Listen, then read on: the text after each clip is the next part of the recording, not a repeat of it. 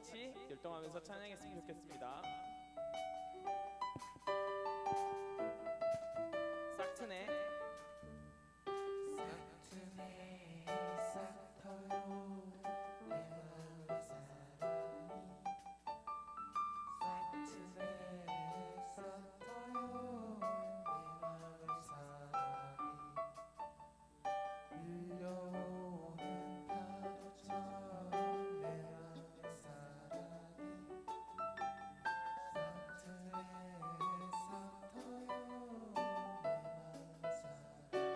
싹이 조금 컸어요. 싹트네 싹 터요 내 마음의 사랑이. 싹트네 싹 터요 내 마음의 사랑이. 밀려오는 파도처럼 내 마음의 사랑이.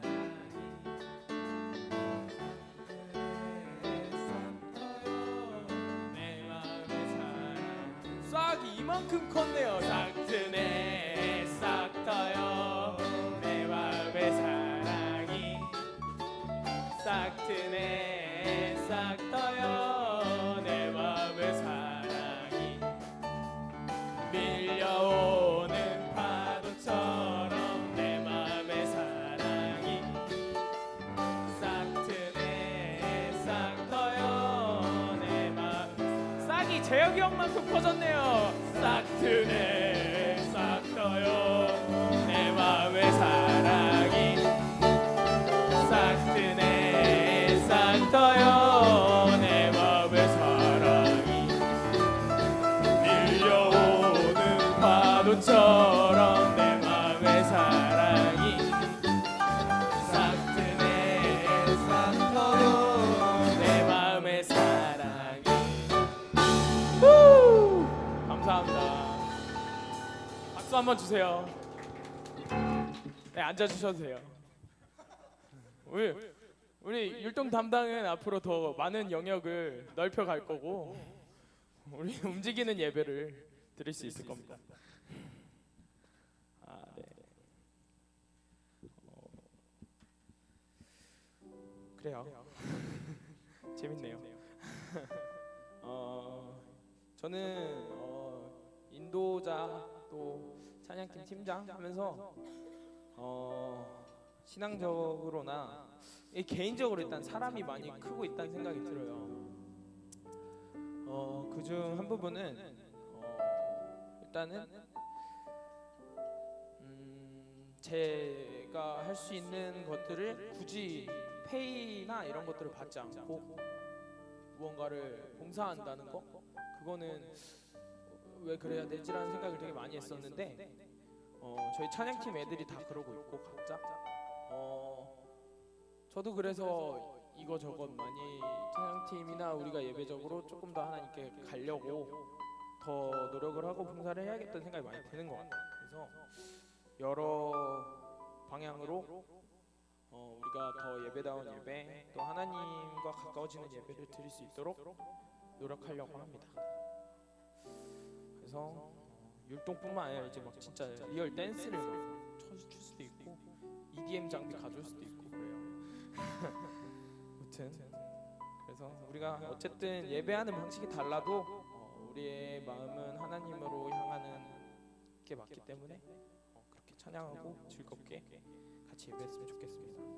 다음 찬양은 매일 주와 함께라는 찬양 하겠습니다.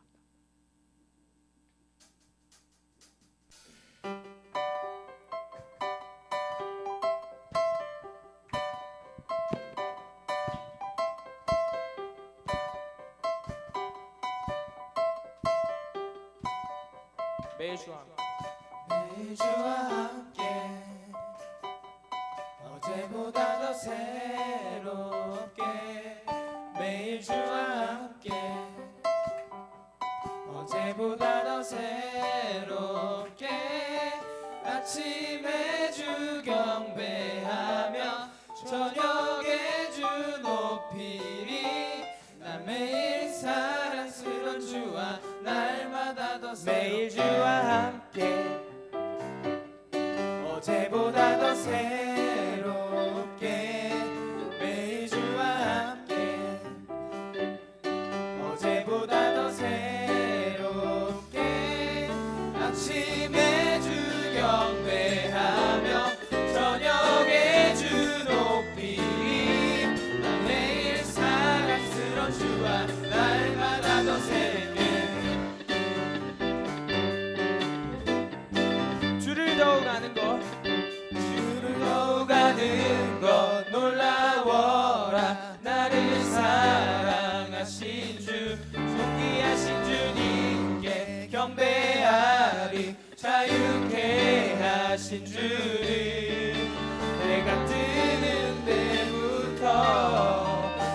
지는 데까지 매일 주와 함께 매일 주와 함께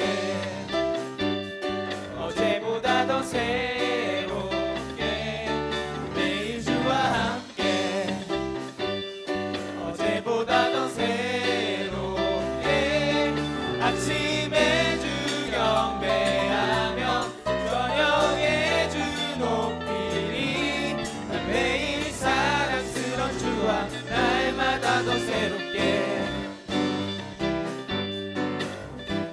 주와 함께 사는 건 놀라워.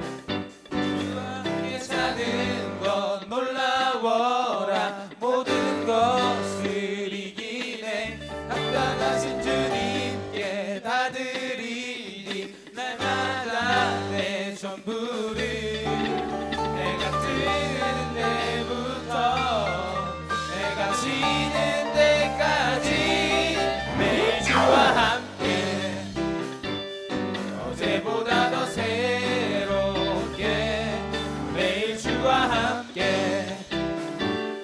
어제보다 더 새롭게 아침에 주 경배하며 저녁에 주 높이리 난 매일 사랑스런 주와 날마다 더 새로운 주와 함께 어제보다 더 새롭게 매일 주와 함께 어제보다 더 새롭게 아침에 주 경배하며 저녁에 주 높이리 난 매일 사랑스런 주와 날마다 더 새롭게 날마다 날마다 날마다 더 새롭게 날마다 날마다 더 새롭게 날마다 어제보다 더 새롭게 날마다 어제보다 더 새롭게 날마다 날마다 더 새롭게 날마다 날마다 더 새롭게 날마다 어제보다 더 새롭게 날마다 어제보다 더 매일 새롭게 주와 함께 어제보다 더 새롭게 매일 주와 함께 어제보다 더 새롭게 아침에 주 경배하며 저녁에 주 높이리 난 매일 사랑스러운 주와 날마다 더 매일 주와 함께 어제보다 더 새롭게 매일 주와 함께 어제보다 더 새롭게 아침에 주 경배하며 저녁에 주 높이리 난 매일 사랑스러운 주와 날마다 더 새롭게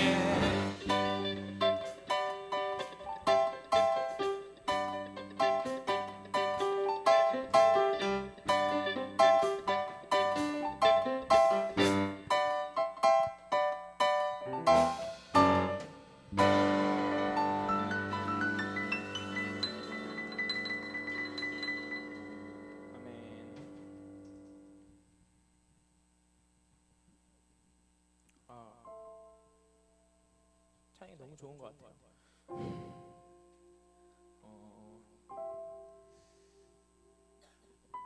찬양을 이렇게 콘티를 짜고 이럴 때 되게 느끼는 게 많아요. 되게 인도자라는 자리가 정말 어려운 자리라는 거가 일단 너무 큰 것 같아요. 사실 가벼운 마음으로 하면 안 되겠다는 생각이 되게 많이 드는데도 또 막 까먹고 그런 시기도 많이 오고 그래요. 근데 확실히 인도하려고 뭔가 콘티를 짤 때 찬양을 들으면 정말 가사 하나하나로 저한테 이렇게 주시는 말씀이 너무 많은 것 같아서 진짜 요새는 무슨 최신가 이런 거 몰라도 진짜 찬양은 다 들어보게 되는 것 같아요. 참 엉망진창이었던 제가 이런 거를 찬양을 듣고 있는 사람이 되고 여기 서 있는 사람이 된다는 게 되게 너무 너무 진짜 놀라운 것 같아요. 놀랍고 진짜 대단하신 것 같습니다. 우리가 뭐 정말 일상생활하면서 각자 마음이 아프거나 혹은 신체적으로 아프거나 힘든 시기는 누구나 찾아오는 것 같고, 사실 우리가 힘들기 때문에 오히려 더 이렇게 교회에 나오기도 하는 것 같아요. 근데 하나님은 그 힘듦을 안 주시는 분이 아니라 힘듦을 주시되 정말 그 힘듦에 상응하는 나의 성장과 교훈을 주시는 것 같습니다. 우리도 지금 이 시기에 서로 다 힘들거나 이런 일이 있다 한데 각자의 성장의 발판이 될 수 있다라고 생각을 하고 기쁨의 날 주시는 하나님을 같이 찬양하셨으면 좋겠습니다. 주님은 내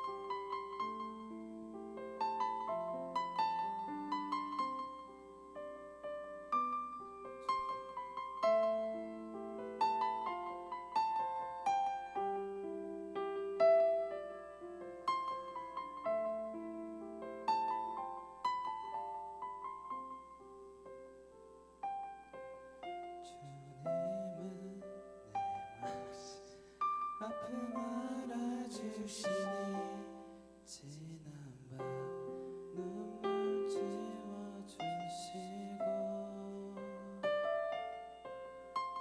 아침에 또 다른 여린 풀들과 같이 내 맘을 새롭게 하네.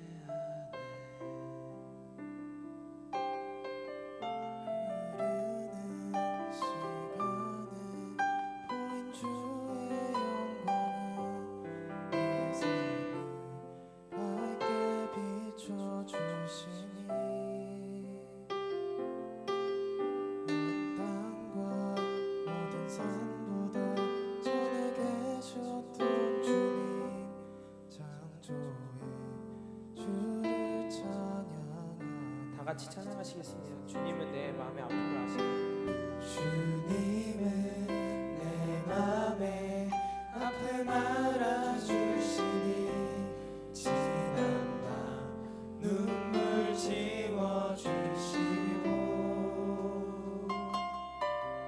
아침에 돋아나 여린 풀들과 같이 내 맘을 새롭게 하네. 흐르는 시간에 보인 주의 영광은 내 삶을 밝게 비춰주시니 온 땅과 모든 산보다 전에 계셨던 주님 창조의 주를 찬양하네. 주님은 거친 바다 주님은 거친 바다 위 나의 영혼 두 손으로 굳게 잡아주시네. 주님께 맡긴 인생의 여정 속에 아픈 만큼 기쁨의 날 주시네.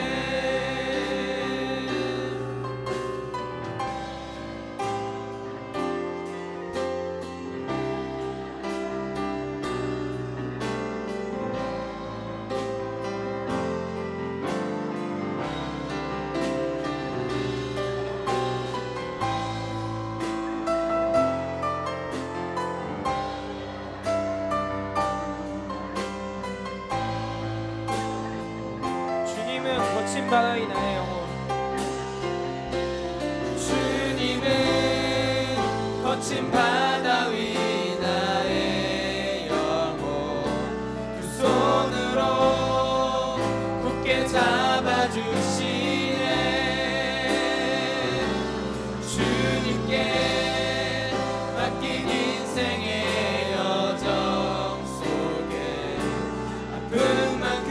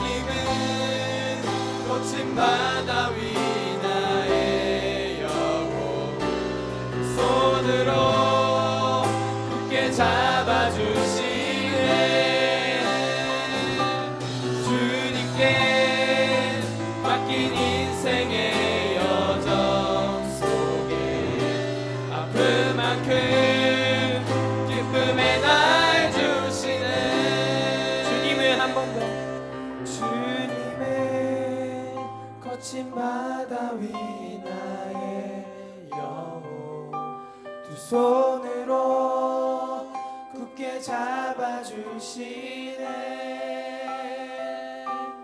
주님께 맡긴 인생의 여정 속에 아픈 만큼 기쁨의 날 주시네.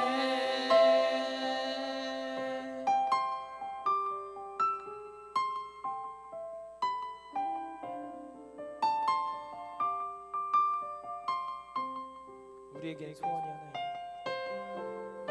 우리에겐 소원이 하나 있네. 주님 다시 오실 그날까지 우리 가슴에 새긴 주의 십자가 사랑 나의 교회를 사랑케 하네. 주의 교회를 향한 우리 마음 인생과 포기와 가난과 고난 하물며 죽음조차 우릴 막을 수 없네. 우리 교회는 이 땅에 교회를 교회되게 교회를 교회되게 예배 예배되게 우리 사용하소서. 진정한 부흥의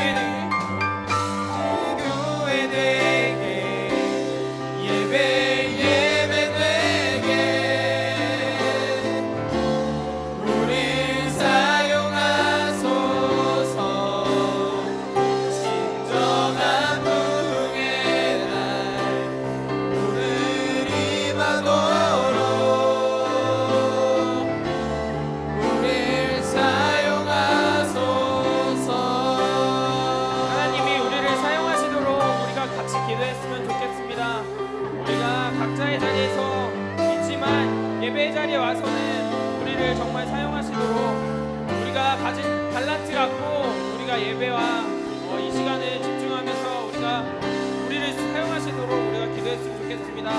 다 같이 기도하시겠습니다.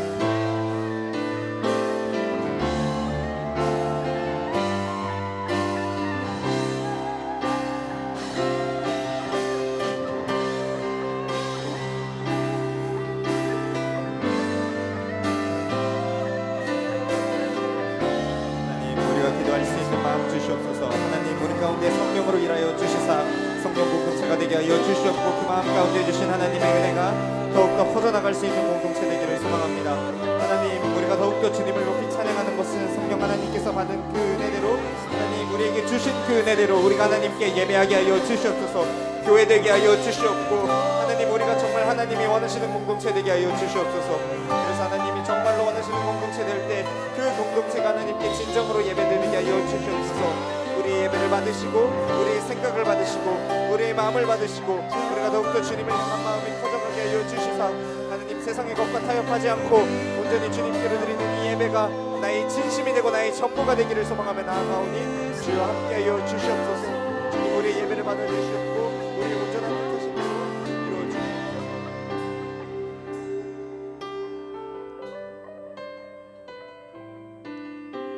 우리 마음을 정돈하며 하나님께 나아갔으면 좋겠습니다. 하나님 우리가 오늘 이 자리 가운데 나오기까지 수많은 일들이 있었습니다. 하나님 수련회가 끝나고 그 들뜬 마음 잘 유지하면서 하나님께로 나아왔는데 하나님 우리의 마음이 쉽지 않음을 고백합니다. 은혜 지키기가 쉽지 않음을 우리가 고백합니다. 하나님 그렇기에 오늘도 이 자리에 나와서 하나님께서 주시는 그 은혜를 주님 우리가 사모하며 나아옵니다. 하나님 이 자리 가운데 사모함을 갖고 온 청년들 머리 가운데 정말 은혜 내려주시옵고 말씀으로 감동시켜 주셔서 하나님이 내게 어떠한 것을 말씀하고 계신지 내가 어떻게 살아야 하는지 깨닫고 돌아가게 하여 주시옵소서. 받은 은혜 지킬 수 있는 청년들 되게 하여 주시옵고 또한 이 예배의 자리 가운데 주님 함께하여 주시옵소서. 언제나 홀로 영광 받으실 하나님 온전히 그 영광을 받으시기 합당하신 주님의 이름을 우리가 높입니다. 주여 우리를 부르셨사오니 우리가 주의 그 부르심에 합당하게 사용되게 하여 주시옵소서. 언제나 사랑이 많으신 예수님의 이름으로 감사하며 기도드립니다. 아멘.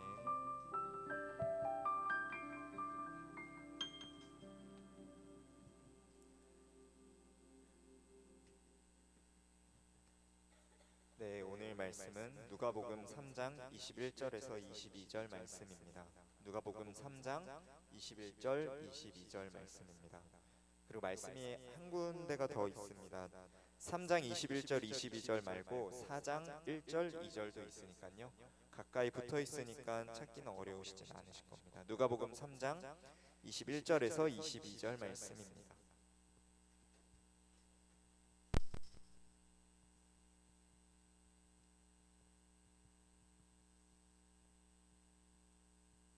네, 다 찾으신 줄 알고 한 목소리로 읽겠습니다. 누가복음 3장 21절, 22절입니다. 시작. 백성이 다 세례를 받을새 예수도 세례를 받으시고 기도하실 때에 하늘이 열리며 성령이 비둘기 같은 형체로 그의 위에 강림하시더니 하늘로부터 소리가 나기를 너는 내 사랑하는 아들이라 내가 너를 기뻐하노라 하시니라. 4장 1절, 2절 말씀입니다. 누가복음 4장 1절 2절 말씀입니다.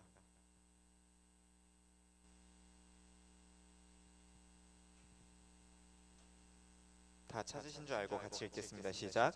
예수께서 성령의 충만함을 입어 요단강에서 돌아오사 광야에서 40일 동안 성령에게 이끌리시며 마귀에게 시험을 받으시더라. 이 모든 날에 아무것도 잡수시지 아니하시니 날수가 다함에 줄이신지라. 아멘. 우리는 16, 18일 2박 3일에 걸친 수련회를 갔다 왔습니다. 여기 수련회 우리 모두 잘 마무리한 것에 대해서 박수 한번 쳐볼까요? 나를 위해, 서로를 위해, 상대방을 위해, 또 교회를 위해. 오늘 말씀 전하기 전에 앞서서요, 수련회 이제 오신 분도 계시고 오지 못하신 분도 계시니까 수련회를 오신 분들은 말씀을 한번 점검하자는 차원에서 또 수련회를 오지 못하신 분은 수련회 때 어떤 말씀을 나눴는가에 좀 다시 리마인드를 하고자 우리 수련회 때 어떤 말씀을 나눴는지 잠깐 이야기하도록 하겠습니다. 먼저 수련회 때 했던 이야기는 에베소서와 그리고 히브리서를 본문으로 설교를 했는데요. 에베소서 1장에서 3절부터 14절까지 성부 하나님께서 어떤 일을 하셨는지, 그리고 성자 예수님께서 어떤 일을 하셨는지, 성령 하나님께서 어떤 일을 하셨는지를 나눴습니다. 먼저 성부 하나님께서 어떤 일을 하셨는지, 창세전에 우리를 기쁘시게 택정하셔서 그의 아들들이 되게 하셨고, 성자 예수님께서 그 피로 말미암아 우리를 속량하셨고, 그 속량하신 예수 그리스도가 이제 성령님께서 우리가 자녀됨을, 아들됨을 친히 인치셨다고 에베소서를 나눴습니다. 그래서 이 모든 것을 우리는 복음이라고 이야기를 하죠. 그런데 이 복음을 우리가 들은 공동체가 어떻게 해야 된다 했죠? 하나님 나라는 어떤 것이라고요? 의와 평강과, 여러분 저번 주인데 이렇게 다 잊어버리실 거예요. 하나님 나라는 로마서에 나와 있죠. 의와 평강과, 네, 누구죠? 역시 히라글. 네, 이 세 가지가 하나 되는, 그러니까 세 가지가 나누어질 수 있는 그런 공동체라고요. 이런 공동체 가운데 우리가 기쁨을 누리고 충분히 하나 되었을 때 우리 서로 같이 막 기도해주고 막 그랬잖아요. 다 기억나시죠? 네, 여러분 저번 주 일이에요. 어제 일이 아니라고요. 1년 전 일이 아니라고요. 저번 주 일입니다.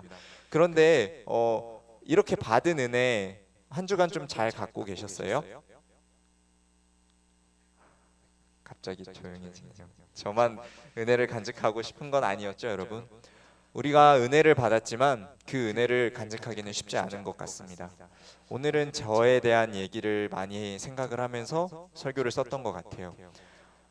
제가 은혜를 되게 많이 받았는데 이 은혜 지키기가 참 쉽지 않은 것 같더라고요. 그래가지고 먼저 설교 때 이 이야기를 하는 이유는 오늘 말씀을 수련회 때 나눈 이야기들을 조금 끄집어내려고 해서 잠깐 이렇게 우리가 이야기를 했었습니다. 여러분은 은혜 지키기가 참 쉽지 않으셨죠? 그래서 과연 우리는 어떻게 은혜 받은 자라면 어떻게 살아가야 할 것인가, 이거에 대해서 오늘 좀 나눠보려고 합니다. 먼저 오늘 누가복음 한번 보시겠어요? 본문 3장 21절에서 예수님께서 무엇을 받으시죠? 세례를 받으십니다. 예수님께서 세례를 받으시는데 예수님께서 세례를 받으시는 장면이 마태복음에서도 나오고 마가복음에서도 나와요. 그리고 누가복음에서도 나옵니다. 그런데 마태와 마가에서는 예수님께서 세례를 받으시고 하늘이 열리신다고 이야기해요. 그런데 누가복음에서는 다른 이야기가 있습니다. 하늘이 열리기 전에 예수님께서 어떤 한 행동을 하세요. 그게 뭘까요? 한번 찾아볼까요, 우리? 예수님께서 세례를 받으시고 어떻게 하죠? 기도하셨을 때예요. 이상하게 누가복음에서는 마태 마가에서 나오지 않는 그 이야기가 나옵니다. 그래서 기도하시니까 22절에 어떻게 된다고 나와 있죠? 성령이 비둘기 같은 형체로 그 위에 강림하시니. 예수님께서 기도를 하시니까는 성령을 받으세요. 그렇다면 우리가 성령 받기 위해서는, 성령 공동체가 되기 위해서는 무엇을 가장 먼저 해야 할까요? 기도해야죠. 여러분, 그런데 솔직히 기도하세요? 내 삶 가운데 밥 먹는 시간, 쉬는 시간 충분히 보장돼야죠. 그러나 우리 기도하세요? 우리가 조금 이 기도하는 시간에 대해서 생각했으면 좋겠습니다. 왜 기도해야 하는가? 우리가 정말 이 청년 공동체를 사랑하고 이 청년 공동체에 대한 마음이 있다면 여러분 기도하셔야 돼요. 기도는 성령이 열리는 가장 첫 번째 길입니다. 그렇기 때문에 여러분 이 공동체를 사랑하시는 분들이라면 반드시 기도해 주세요. 저도 한 2주 전부터 다시 집에서 예배를 드리면서 기도하기 시작했어요. 청년 여러분들 한 분 한 분 위해서. 여러분 그래서 좀 반드시 기도하셨으면 좋겠어요. 기도를 하실 때 성령께서 일하시기 시작하시는 겁니다. 그렇다면 왜 성령이 필요한가 우리 좀 보았으면 좋겠어요. 저는 오늘 이 예수님의 상태에 대해서 좀 집중을 해보고 싶은데요.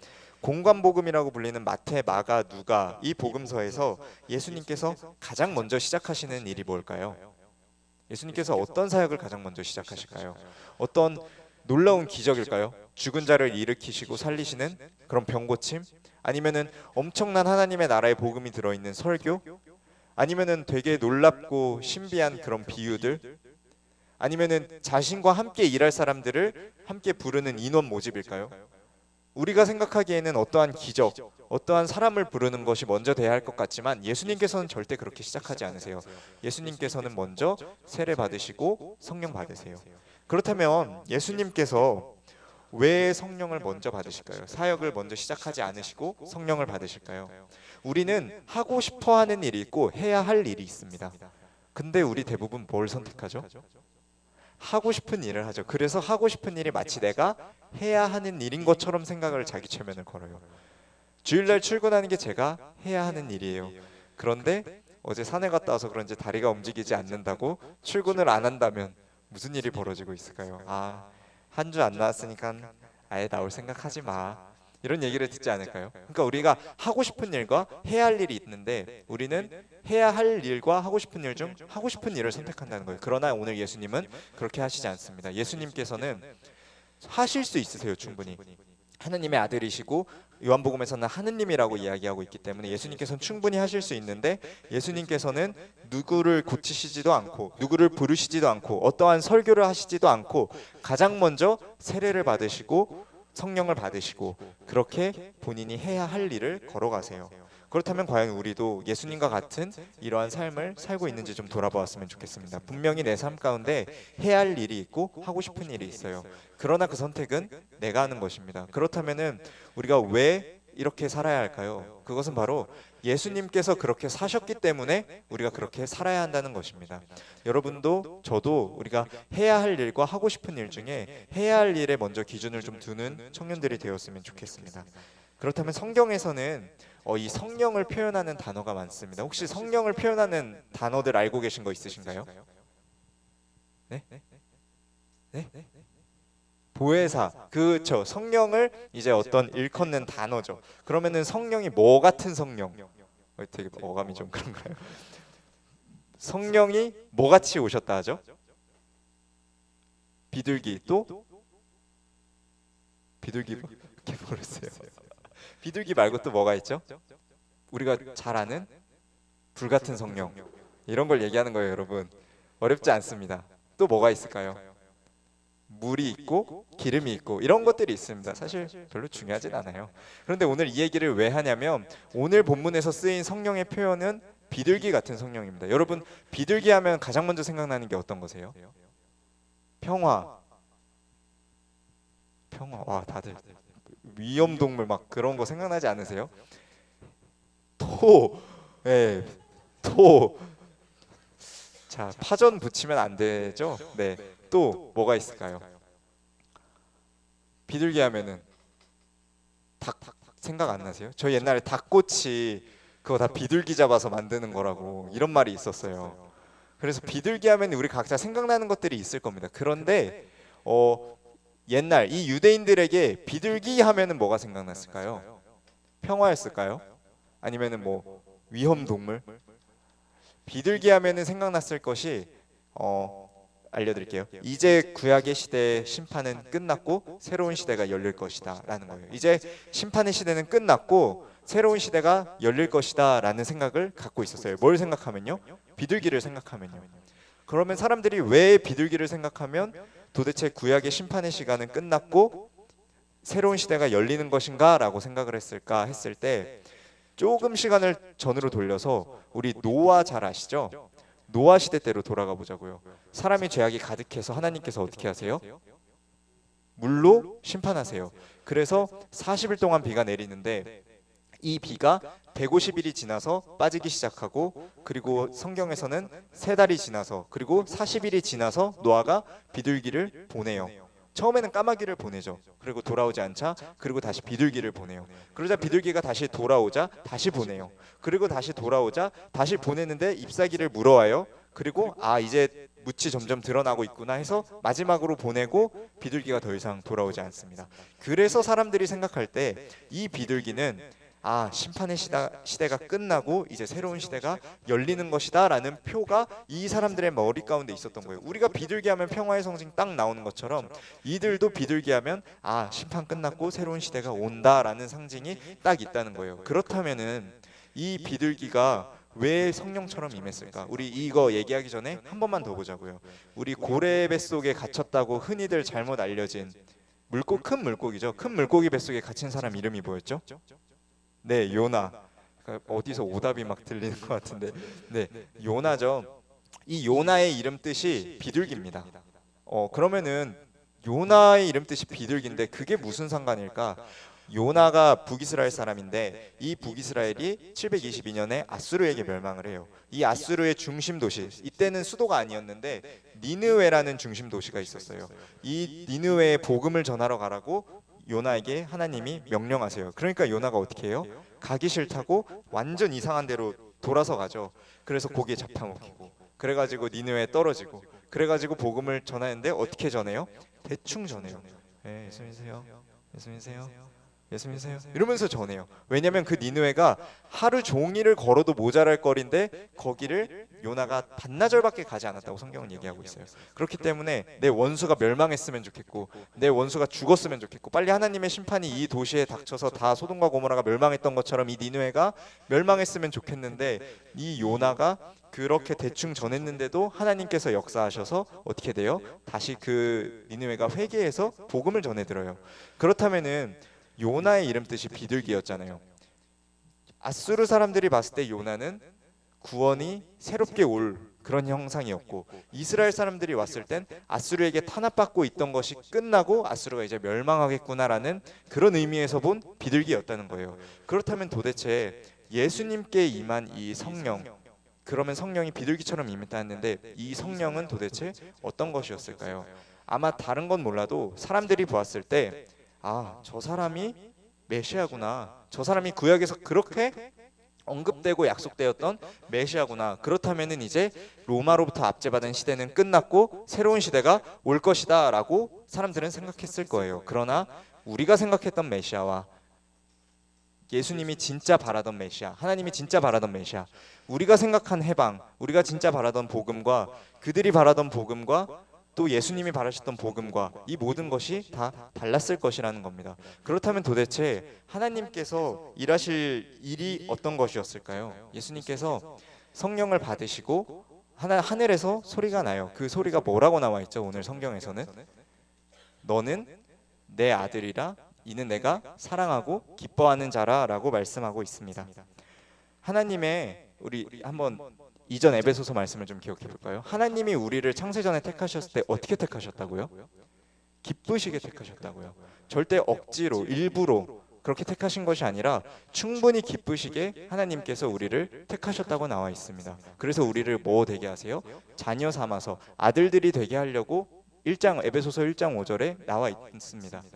그렇다면은 하나님께서 어떤 우리의 지식이나 어떤 우리의 조건이나 이런 걸 보시고 우리를 택하셨던 게 아니라 성령이 임한 자들에게 내 아들이라고 말씀하시는 걸로 생각할 수가 있겠죠.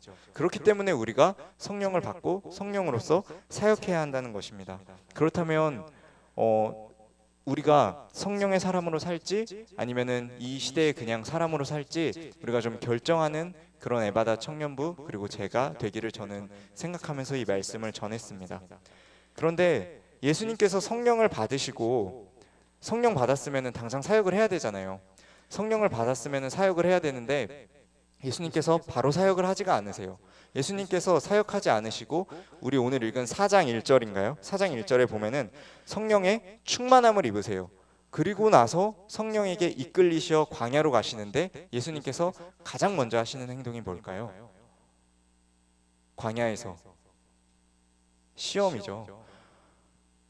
이상해요. 우리가 성령을 충분히 받았으면 좋은 일 하기도 벅차고 시간 아까울 텐데 왜 예수님께서는 성령을 받으셨는데 그렇게 광야로 이끌리셔서, 그것도 성령의 충만함의 광야로 이끌리셔서 시험 받으시는 걸까요? 여러분 기억하세요. 성령이 충만해도, 믿음이 좋아도 고난이 오고 시험이 옵니다. 우리의 삶 가운데 충분히 내가 하나님과 관계가 좋고 우리가 하나님과 잘 교제하고 있다 생각하더라도 우리 가운데, 우리의 삶 가운데 고난이 오고 시험이 옵니다. 그렇다면 왜 시험이 찾아오는 걸까요? 저는 이거에 대해서 오늘 좀 나눠보려고 생각합니다. 마귀는요, 아직 그러니까 이미 무너진 자에게는 별로 관심이 없어요. 그냥 냅둬도 알아서 사망의 길로 갈 사람이기 때문에. 그런데 마귀는 잘 세워져 있는 자, 굳건히 자신의 길을 걸어가는 자, 그 사람에게 가서 시험을 겁니다. 그래서 마귀가 했던 시험이 뭘까요? 예수님께서 40일 동안 밥을 드시지 않으세요. 그래서 처음 낸 시험이 바로 돌이 떡이 되게 하는 시험인 거죠. 마귀는 우리의 가장 약한 부분, 가장 어려운 부분, 가장 힘든 부분을 건드립니다. 언제요? 은혜가 충만할 때요. 여러분 기억하셨으면 좋겠습니다. 우리가 수련회 때 충분한 은혜를 받았어요. 근데 그 은혜 정말 지금까지 잘 지키신 분 계세요? 저는 우리가 좀 이런 마음이 있었으면 좋겠습니다. 제가 잘 지키려고 했는데 더 많은 공격들이, 더 많은 시험들이 제 삶 가운데 찾아왔던 것 같아요, 이번 주는. 그래서 싸우려고 애써 진짜 발버둥 치면서 끝까지 싸워내기는 했는데 그 마음이 참 많이 힘들고 어렵습니다. 그럴 때마다 우리 기억했으면 좋겠어요. 이 시험이 정말 나의 신앙생활에 있어서 더 굳건해지고 더 좋아져가는 어떠한 단계일 뿐인 것을 기억했으면 좋겠어요. 여러분 이 시험 두려워하지 마세요. 이길 수 있어요, 충분히. 그렇다면 우리가 무엇을 의지해야 하는 것이요? 성령을 의지해야 한다는 것입니다. 그렇다면은 이 시험에서 이길 수 있는 법이 있어요. 저는 수련회 때 마귀가 사용하는 무기가 뭐라 했죠? 하나는 의심이고 하나는 정죄라고 했습니다. 여기 보시면은 3절하고 9절에 보시면 이런 말이 붙어요. 4장 3절하고 9절에 보시면 내가 만일 하나님의 아들이거든 이라는 전제가 있는 물음이 붙어요. 근데 예수님은 누가 봐도 하나님의 아들이세요. 마귀가 이런 거를 왜 물어보는 걸까요? 마귀는 정말 교묘해요. 그래서 선악과를 먹으라 할 때도 선악과 먹어라고 말하지 않아요. 너가 진짜 하나님과 같이 될 수 있어? 라고 묻습니다. 그래서 여기에서도 너가 만일 하나님의 아들이거든 이라고 묻는 거예요. 제가 예수님이었다면 제가 어제 소유산 갔다 왔거든요. 뭐 돌이 떡이 되는 게 아니라 이 산이 떡이 될 수 있게 해주려고 아주 그냥 다 변화시켰을 거예요. 뭐 성전에서 뛰어내려? 롯데타워, 두바이 빌딩 이런 데서 뛰어내려줘야 좀 간지가 나지. 뭐 고작 성전에서 저라면은 인간적인 마음에 이랬을 것 같아요. 그런데 예수님께서는 오늘 어떻게 말씀하시나요? 어떻게 대하시나요? 예수님께서는 말씀에 의지해서 말씀하세요. 이르시되 주 너희 하나님을 시험하지 말라. 이런 말씀을 갖고 의지하세요. 여러분에게도 시험이 올 때마다 말씀을 붙잡으셨으면 좋겠습니다. 그 말씀 의지해서 시험을 좀 이기실 수 있는 사람들이 되었으면 좋겠습니다. 그런데 보시면 마귀가 10절에 기록되었으되 하면서 천사들이 받을 것이다, 지킬 것이다 라는 말씀을 인용을 해요. 마귀도 말씀을 인용해서 여러분을 공격하고 시험할 수 있어요. 그렇기 때문에 우리가 필요한 건 두 가지입니다. 첫 번째는 말씀을 바로 아는 지식과 두 번째는 성령 하나님께서 나를 잡으셨다는 그 사실. 이 두 가지가 있으면 그 어느 누구도 우리의 구원과 우리의 마음을 흔들 수 없다는 것을 좀 말씀드리고 싶습니다. 로마서 8장 16절에 성령이 친히 우리의 영과 더불어 하나님의 자녀인 것을 증언하신다고 말씀하고 있습니다. 또한 에베소서 1장 13절 듣고 믿어 약속의 성령의 인치심을 받았으니 성령께서 우리의 구원에 인치심을 주셨대요. 여러분 이 말씀 의지하면서 시험이 올 때마다 어려움이 올 때마다 우리가 하나님의 자녀인 것을 좀 기억하면서 나아가셨으면 좋겠습니다. 그렇다면 예수님께서 이 선택을 하셨는데 예수님의 선택은 어떤 것이었을까요? 이 누가복음 4장을 보시면 마태복음 4장과는 조금 다른 것을 알 수 있습니다. 우리가 예수님의 시험에 대해서 어렸을 때부터 굉장히 잘 알고 있죠. 근데 예수님의 시험의 순서가 어때요? 첫 번째는 돌이 떡이 되는 것. 두 번째가 들려도 괜찮아요. 성전에서 뛰어내리라고 말하는 게 두 번째입니다. 그리고 세 번째 마지막이 내가 천하 만국을 너에게 다 줄 테니 나에게 절하라 라고 이야기하는 거예요. 마태복음 순서는 이렇게인데 오늘 누가복음 본문을 보시면 아시는 분들이 있겠지만 첫 번째가 돌이 떡이 되게 하는 거, 두 번째가 절하는 거, 그리고 세 번째가 성전에서 뛰어내려라 라고 이야기하는 거예요.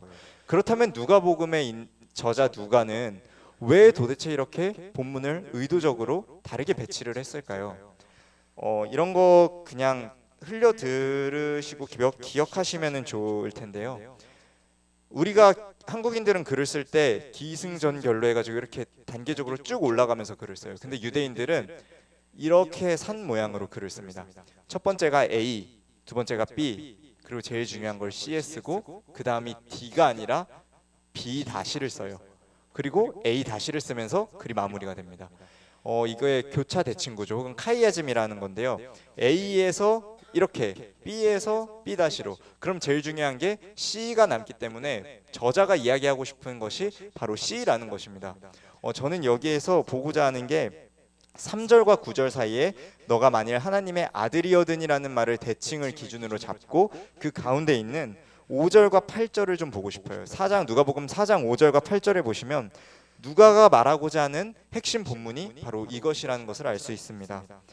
도대체 여기에 놓인 핵심 본문이 뭘까요? 그냥 예수님의 두 번째 시험인 것 같은데, 그냥 예수님의 성전에서 뛰어내리시라는 그러한 시험인 것 같은데, 도대체 누가는 왜 이러한 것을 적은 것일까요?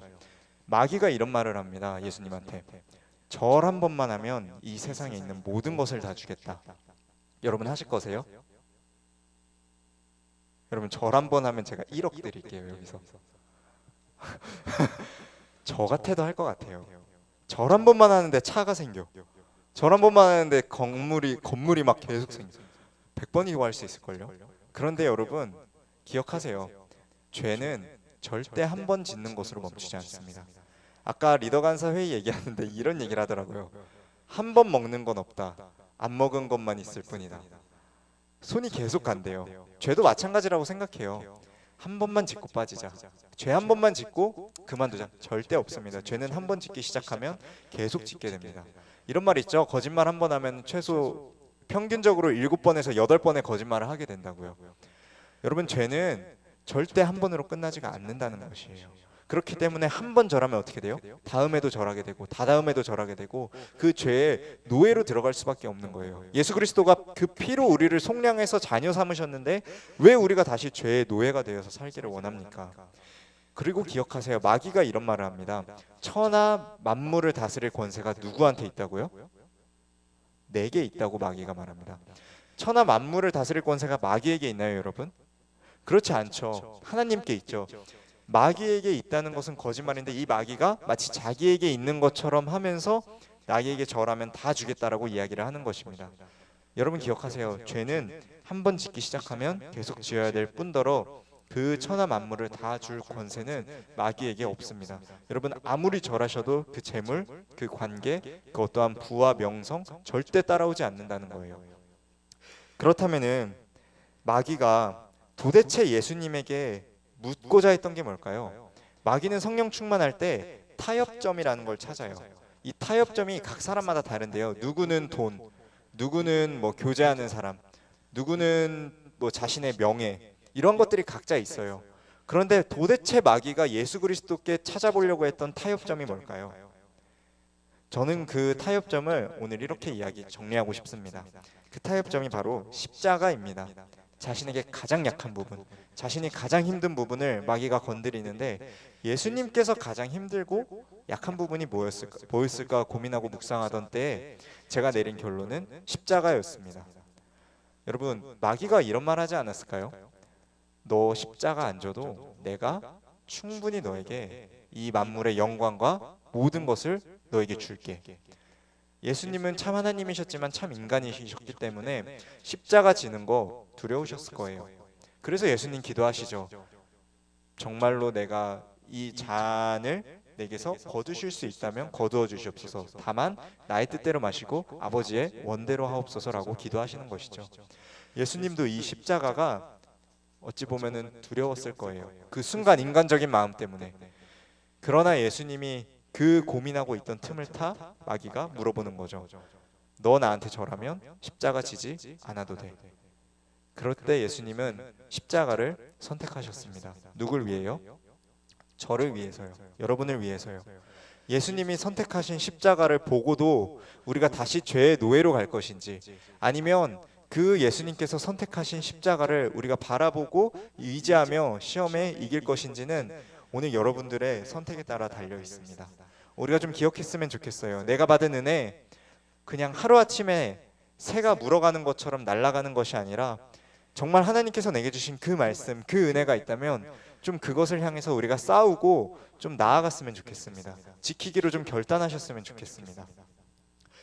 그렇다면 저는 여러분들에게 권면하고 싶습니다. 수련회를 갔다 오고 또 일상의 삶에서 얻은 그 은혜를 과연 우리는 어떻게 흘려보내시겠어요? 그냥 단순히 흘러가는 시간처럼 흘려보내실 건지, 아니면 내 옆 사람에게, 내 주위 사람에게, 내 가족에게 정말로 하나님의 그 은혜를 흘려보낼 수 있는 사람이 될 것인지 우리가 좀 선택하고 결정하는 시간을 좀 가졌으면 좋겠습니다. 거짓된 영광에 타협하면서 살 사람인지, 아니면 하나님께서 우리에게 주신 그 영광의 선물 예수 그리스도의 십자가를 선택하면서 살 것인지 우리가 좀 결정했으면 좋겠습니다. 성령님께서 말씀하세요. 고난의 시대가 끝났고 이제 새로운 시대가 열렸다. 그래서 예수님께서 주저하지 않으시고 십자가 지실 수 있었던 것 같아요. 예수님께서 십자가 지셨던 것, 우리가 이제는 그것을 좀 의지하고 기억하면서 우리가 예수님을 선택할 수 있는 사람들 되었으면 좋겠습니다. 여러분, 어떤 편으로 사시겠습니까? 어떤 삶으로 사시겠습니까? 우리가 좀 기도하면서 오늘 이 시간 내가 어느 편에 설지, 어느 쪽에 설지, 어느 사람이 될지 좀 기억하는 시간 되며 우리 기도로 오늘 설교를 마무리하도록 하겠습니다. 사랑이 많으신 하나님 아버지, 감사합니다. 분명히 주께서 나에게 주신 은혜가 있음을 알고 그 주신 은혜대로 하루를 살아감을 내가 기억하고 또 고백하려 하는데, 주님, 제 삶이 그렇게 쉽지가 않은 것을 또한 고백합니다. 그때마다 주님, 내 삶의 주인 되시는 주님을 의지하며 나아가오니 주께서 나를 선택하셔서 십자가 지셨던 것처럼 이제는 내가 주님 선택하여 그 십자가 지게 하여 주시옵소서. 그러나 주님, 그 고난이 너무 무거워 우리가 버거워하지 않게 하여 주시옵고, 그 고난의 때에 성령 하나님께서 함께 하셔서 이기림 주시옵고, 우리가 주님을 더욱더 높이 찬양하며 주님을 선택할 수 있는 각 청년들 되게 하여 주시옵소서. 하나님, 그 받은 은혜 그저 흘리는 것이 아니라 정말 하나님, 내 주위에 있는 사람들에게 하나님의 은혜와 사랑을 전할 수 있는 청년들 되게 하여 주시옵소서. 사랑이 많으신 예수님의 이름으로 감사하며 기도드립니다. 아멘.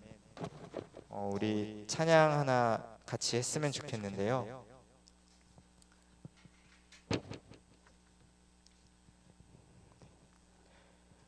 주님 뜻대로 살기로 했네라는 찬양입니다. 우리가 말씀을 듣고 그 말씀 가운데 결단이 있었으면 좋겠어요. 분명히 하나님께서는 우리에게 자유의지를 주셨기 때문에 우리는 선택할 수 있습니다. 그러나 이제 이 시간, 오늘부터는 우리가 좀 결단하면서 나아갔으면 좋겠습니다. 내가 그냥 살 것인지 아니면 주님 뜻대로 살 것인지, 그 누가 뭐라 해도 내가 그냥 살 것인지 주님 뜻대로 살 것인지, 우리 좀 우리의 마음을 열어, 입술을 열어 우리 같이 이 찬양을 고백했으면 좋겠습니다.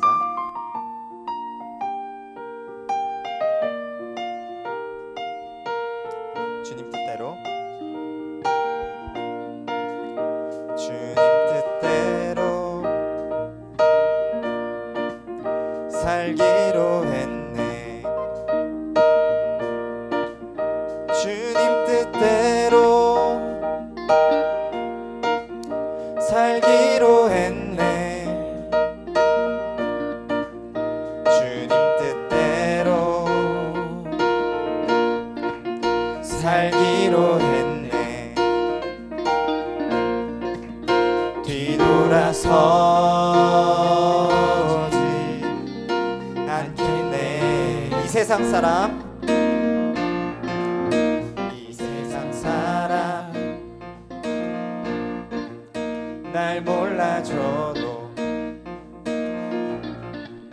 이 세상 사람 날 몰라줘도, 이 세상 사람 날 몰라줘도 뒤돌아서지 않겠네. 세상 등지고, 세상 등지고 우리 십자가를 선택하는 사람들이 되었으면 좋겠습니다. 십자가 보내 세상 등지고 십자가 보내. 세상 등지고 십자가 보내. 뒤돌아서지 않겠네. 결단하며 고백합시다. 뒤돌아서지 않겠네. 어떠한 시련이 와도 수많은 유혹 속에도 신실하신 주님 약속 날 붙들리라. 세상이 이해 못하고 우리를 조롱하여도 신실하신 주님 약속만 붙들리라. 결코 돌아서지 않으리. 우리 한 번 더 고백할까요? 세상 등지고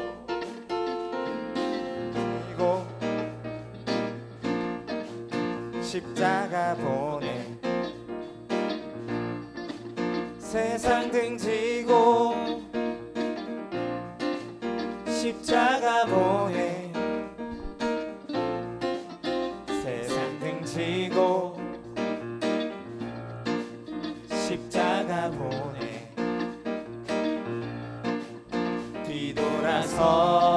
뒤돌아서지 않겠네.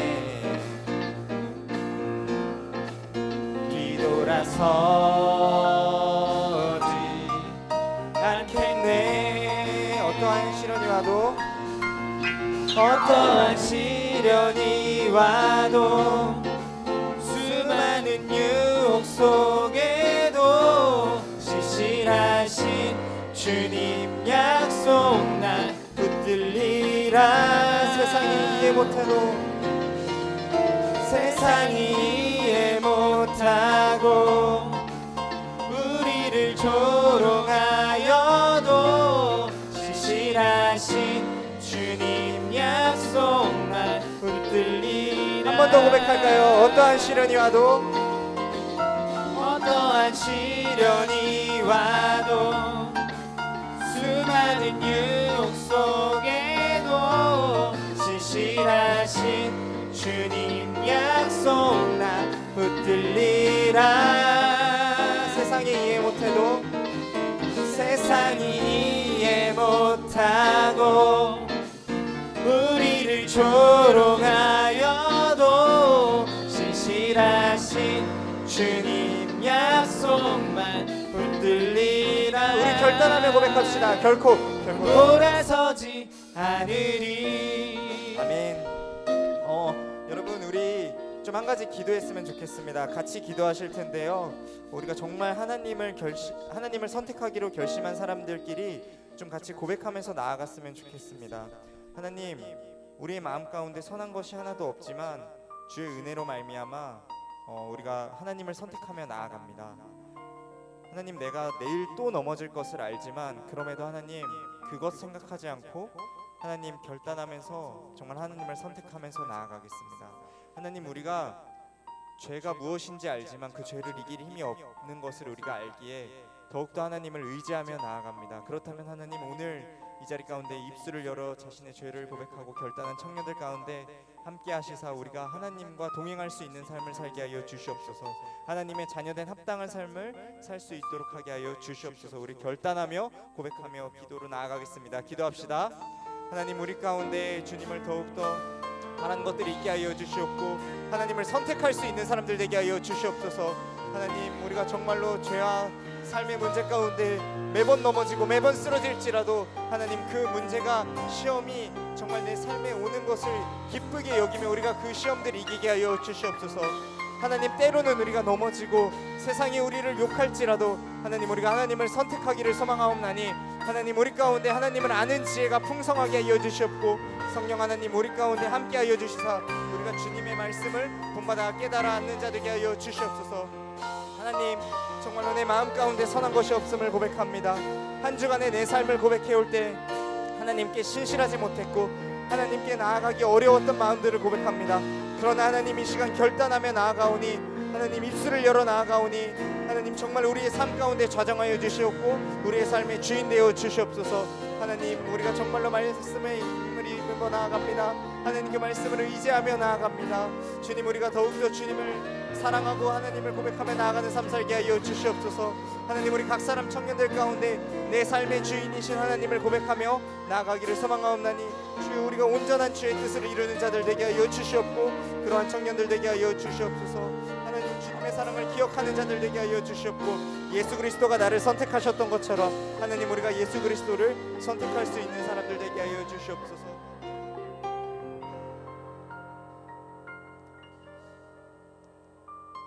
하나님의 뜻이 무엇인지 알았다면 우리가 그분의 뜻대로 살게 하여 주시옵소서. 이 세상 가운데 눈치 보고 사는 것이 아니라 하나님 눈치 보고 살게 하여 주시옵고 세상을 등질지언정 십자가 등지지 않게 하여 주시옵소서. 하나님 내일이 아니라 몇 시간 후에도 넘어질 나의 모습이 얼마나 연약한지 내가 압니다. 그래서 하나님을 더 의지하고 성령을 더 의지하오니 주여 우리에게 이길 힘 주시옵소서. 우리가 하나님의 말씀 의지하며 나아갑니다. 주님 우리가 이길 수 있는 힘을 우리에게 허락하여 주시옵소서. 그래서 주님이 그 약속하신 말씀 붙들며 성령 의지하며 우리가 나아가려고 합니다. 주님 부족한 때에 더 큰 은혜로 우리에 함께하여 주실 그 하나님을 소망하며 나아가오니 내일도 모레도 다음 주일 돌아오는 날까지 우리가 이 은혜의 자리 가운데 굳건하게 서 있는 청년들 되게 하여 주시옵소서. 언제나 사랑이 많으신 예수님의 이름으로 감사하며 기도드립니다. 아멘.